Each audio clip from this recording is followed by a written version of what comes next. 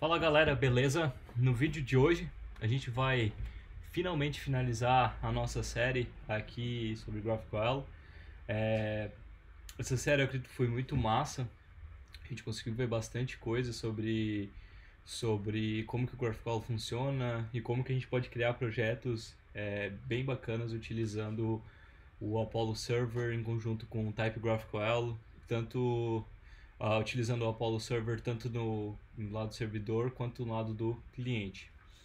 Então, vamos lá. Antes de mais nada, eu queria dizer que eu estou testando umas novas opções do software que eu utilizo para gravar. Então, eu acredito que está tudo certo. Eu fiz alguns testes, é para estar tudo ok. E se tiver algum probleminha, se tiver alguma sugestão, pode me deixar aí nos comentários que eu vou estar lendo e com certeza adotando novas formas de trazer cada vez melhor qualidade para dentro do canal. Então, bora lá. O que a gente vai fazer hoje a gente vai estar utilizando o hook useMutation para gravar os dados aqui no lado do nosso cliente, né?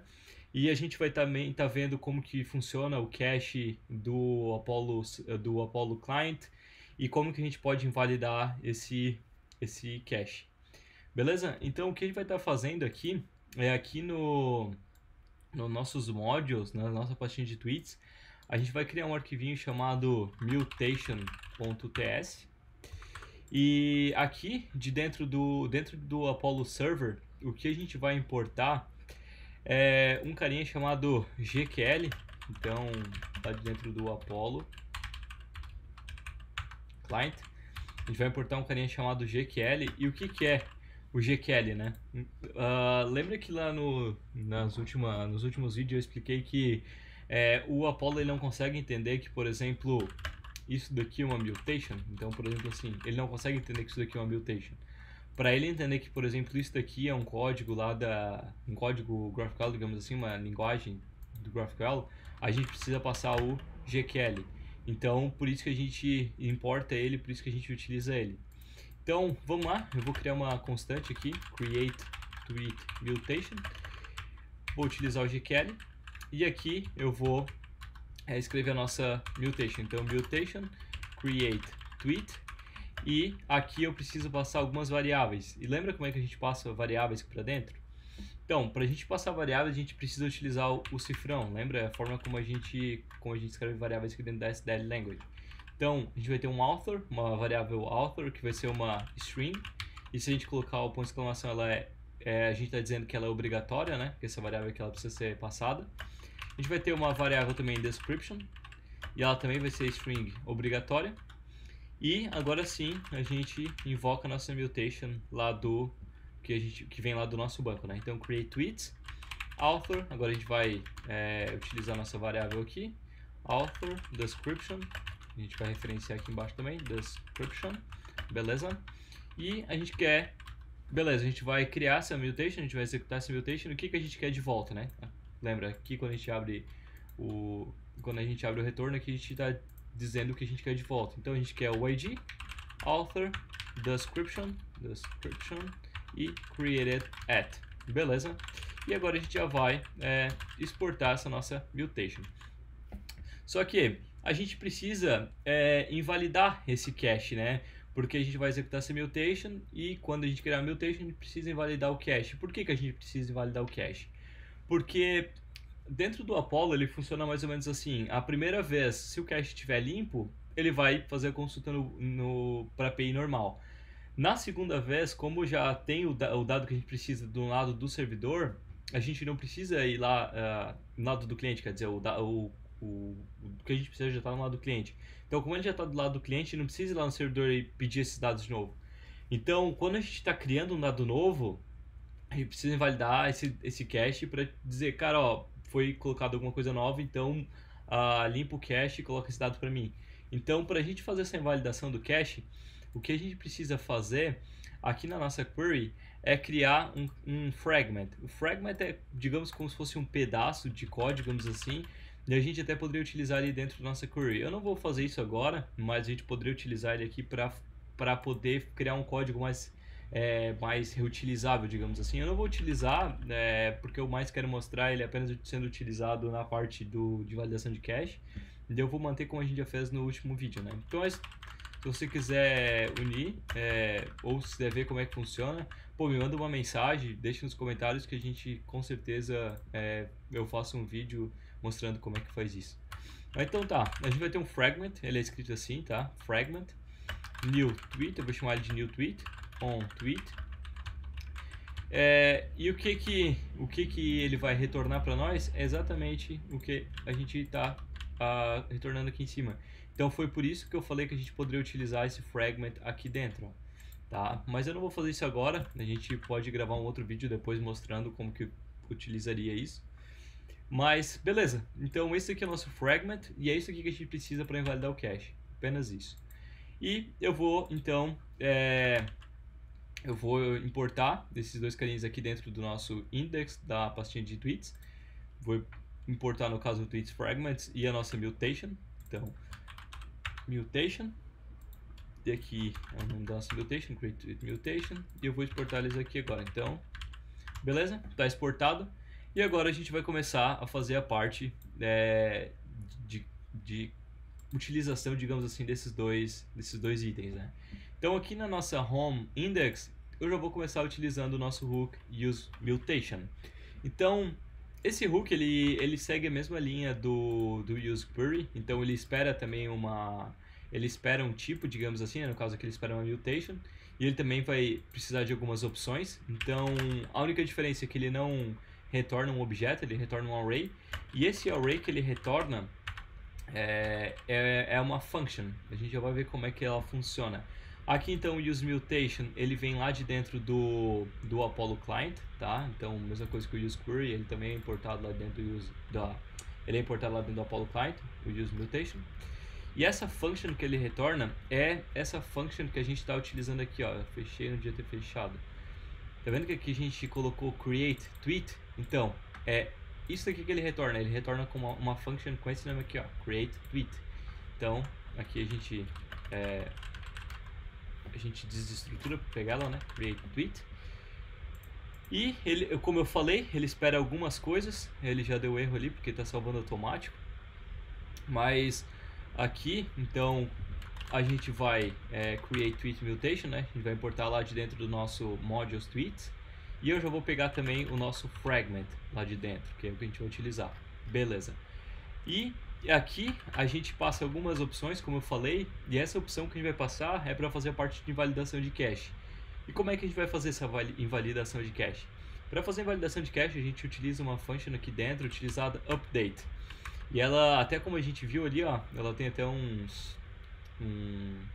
aqui não está aparecendo, mas ele já tem algumas variáveis aqui dentro, ó, uns parâmetros de cache, ó. Então ele realmente ele foi feito para fazer essa parte de validação.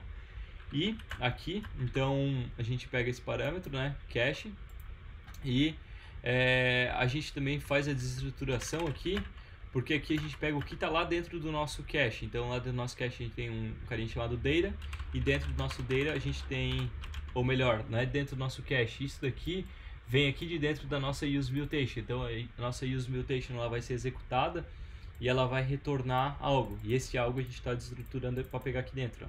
E esse create tweets é esse daqui, ó, entendeu? Então tipo ele utiliza o nome da nossa mutation aqui como key, digamos assim. Então tá, então beleza, a gente abre a nossa function aqui, e aqui dentro a gente utiliza o nosso cache, né, essa nossa variável cache, e a gente tem um método aqui para modificar, ó, cache.modify, e é ali que a gente vai utilizar. Aí aqui, essa function ali utiliza um carinha chamado fields, porque o nosso cache lá dentro do cache do Apollo, ele é um objeto, né, ele é tipo esse formato aqui, ó. Ele tem esse formato de objeto, e aqui dentro ele tem várias keys, digamos assim, né? Então, no nosso caso, a gente tem a key de tweets, que ele é um array, e aqui dentro a gente tem vários dados, digamos assim, né? Vários tweets. Mas aqui, a única diferença é porque tipo, ele não guarda, por exemplo, assim, um objeto com os dados do tweet. Não, ele guarda a referência. Ele cria uma referência e ele guarda essa referência aqui dentro. e daí ele faz esse apontamento. Então o dado do tweet, digamos assim, ele fica guardado em outro objeto e daí ele faz essa ligação de referências. E aqui dentro do nosso fields a gente precisa dizer o que a gente está atualizando, porque tipo, hoje a gente tem tweets, mas a gente poderia ter users, products, enfim, a gente poderia ter várias coisas. Como a gente poderia ter várias coisas, a gente precisa dizer o que a gente está atualizando. Nesse momento a gente está atualizando tweets, mas num outro momento a gente poderia estar atualizando users. Então a gente precisa aqui dentro dizer que a gente vai estar atualizando nossos tweets, certo? Então esse tweets também vai ser uma function e ele recebe existing tweets, que é uma variável aqui para a função que inicia com um array vazio, né? E aqui, como eu falei, a gente vai pegar a referência desse nosso tweet que a gente acabou de criar aqui em cima. Então, new tweet ref vai ser igual a cache.writeFragment. E lembra aquele fragment que a gente criou? Então, aqui dentro a gente vai utilizar ele.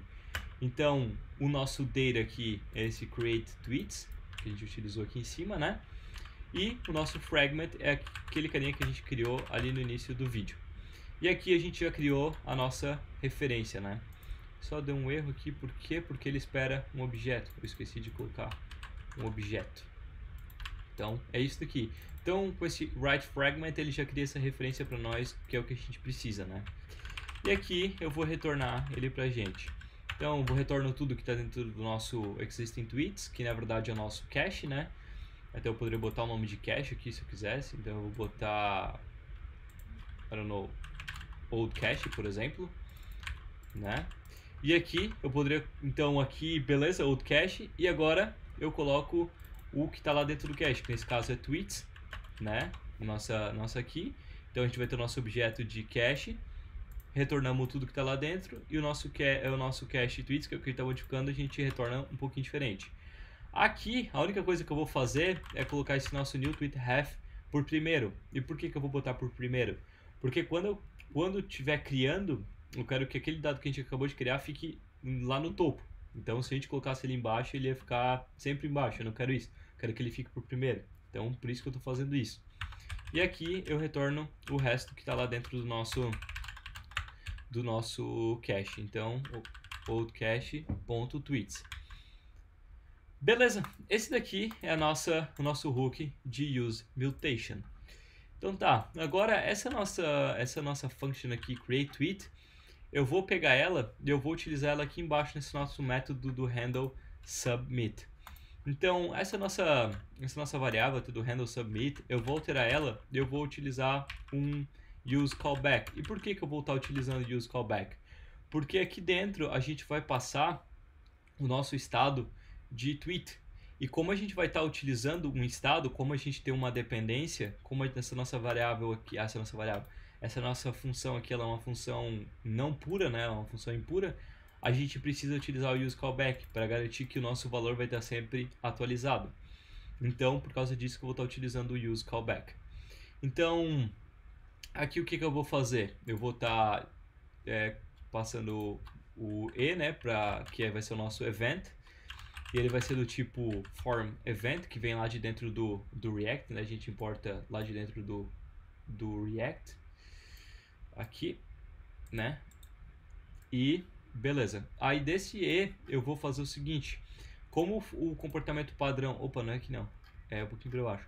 Como o comportamento padrão do form do HTML é retornar para uma outra página, eu preciso mudar esse comportamento. E mudando esse comportamento, como é que eu mudo, né? Com prevent default. Então, e.prevent default.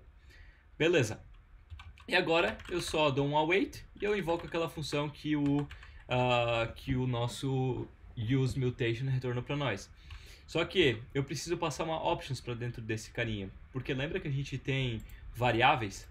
E lembra que para passar variáveis a gente passa dentro das nossas options? Então aqui a gente tem um atributo variables. E aqui a gente passa o que a gente precisa. Nesse nosso caso aqui, o que a gente vai ter de variável? A gente vai ter de variável author e description. O author a gente não tem. E por que a gente não tem? Porque a gente não tem ainda, digamos assim, a parte de autenticação, a gente não está fazendo a parte de login, né? Então, aqui o que eu pensei? Na melhor solução que eu pensei é criar uma constante aqui em cima, Então eu crio uma constante aqui, authUser, e eu vou botar meu nome. Você pode botar o seu nome, bota qualquer coisa, pode pôr qualquer coisa realmente, até se quiser botar teu nome fica bem legal também. E eu já deixo aberto aqui, se tu quiser ver a parte de autenticação, como é que funciona, a gente poderia até continuar esse projeto criando a parte de autenticação, tá? Então se tu quiser, coloca aí nos comentários, já diz, pô, gostaria de ver como é que funciona a parte de autenticação. E a gente retoma então o nosso back-end, fazendo a parte de autenticação com JWT, e depois a gente faz a parte aqui do nosso front, beleza? Então tá aqui a nossa variável author e a nossa description é o nosso estado de tweet. Aqui eu só preciso atualizar as dependências e fechou. E cara, tá feito. Eu só vou apagar esse console.log para garantir e eu acho que tá tudo certo. Então para testar eu vou criar um first tweet e olá, acabou de criar o nosso tweet pra gente aqui do lado do nosso cliente. Você viu como foi rápido? Eu acho que, é muito rápido, sabe? Só que aqui eu vi que tem um erro. Tu tá vendo que ficou isso daqui e não é nada legal pro usuário? Porque, pô, imagina que agora eu vou ter que apagar isso aqui vou ter que apagar pra daí pegar e tweetar de novo. Como é que eu poderia resolver isso? É só aqui embaixo colocar um set tweet e colocar em branco. Acabou. É só isso daqui mesmo que precisa. Então, ó, pra fazer um teste, a gente coloca aqui. Ó, já limpou e já gravou. E lembra que eu te falei que eu fiz daquela forma aqui pra, tipo, ficar sempre em cima? Então foi isso que aconteceu, ó. Até criou um em branco, a gente poderia validar. Vamos validar isso agora, só deixa eu explicar rapidinho. Então aqui, como eu acabei de gravar eu quero sempre que fique primeiro, né? Então nesse caso aqui foi o que aconteceu. Eu acabei de gravar e ele ficou sempre por primeiro. Então se eu não fizesse aquilo, ele ia ficar aqui embaixo e não ia ficar muito legal para o usuário. Então aqui a gente poderia fazer o seguinte, ó. If o nosso tweet length for maior do que 0, o que a gente vai fazer? Opa, se tiver dado, digamos assim, então a gente grava. Caso contrário, a gente não faz nada. Então é isso aqui que a gente vai fazer. Então a gente previne, ó, nada vai acontecer agora. Então a gente precisa colocar qualquer coisa aqui para ele tweetar. Ó. Então, cara, nesse vídeo foi isso. Ficou um vídeo bem curto, mas eu acho que ficou bem bom, principalmente para você. Correr do dia a dia às vezes não permite a gente ver vídeos muito longos, né? Então o objetivo dessa série foi realmente fazer vídeos bem curtinhos, mas que entregavam bastante coisa. Então nesse vídeo eu acredito que eu consegui entregar bastante coisa para ti. A gente conseguiu ver então como é que funciona a parte de mutation, né? Como é que é escrito um fragment e por que a gente utiliza o fragment aqui dentro, por que a gente precisa dele. A gente aprendeu a fazer a parte de invalidação de cache, né? E eu já abro aqui dizendo, porque provavelmente tu deve estar se perguntando, pô, para toda vez eu vou ter que estar escrevendo essas várias linhas aqui? E eu te digo que sim. E por que tu precisa? Porque a gente precisa fazer essa invalidação de cache, entendeu? Mas eu vendo essa necessidade de, toda vez tem que estar escrevendo isso aqui, eu não achei nada prático. O que eu fiz, eu abri um PR lá para dentro do repositório do Apollo e eu criei um hook chamado useCached_mutation. E o que esse hook aqui faz, ele faz a mutation e ele já invalida pra gente. Então eu tô esperando eles aprovarem esse meu PR e com certeza a hora que eles aceitarem lá, eu vou trazer um vídeo aqui pro canal explicando como é que eu construí ele e como é que ele funciona. E tu vai ver que fica muito mais simples, muito mais rápido e fácil. Mas então tá, nesse vídeo aqui foi isso. Se você gostou, deixa um like, comenta, pode comentar, porque eu tô sempre olhando e respondendo o que vocês deixam de comentários. E então tá, eu vou ficando por aqui. Se você gostou, eu espero que você tenha gostado. Cria um projeto lá utilizando essa mesma estrutura, me marca, que eu vou ficar bem feliz em ver que o que foi mostrado aqui ajudou bastante no teu desenvolvimento. Beleza, então? Nesse vídeo foi isso, nos vemos nos próximos vídeos e valeu!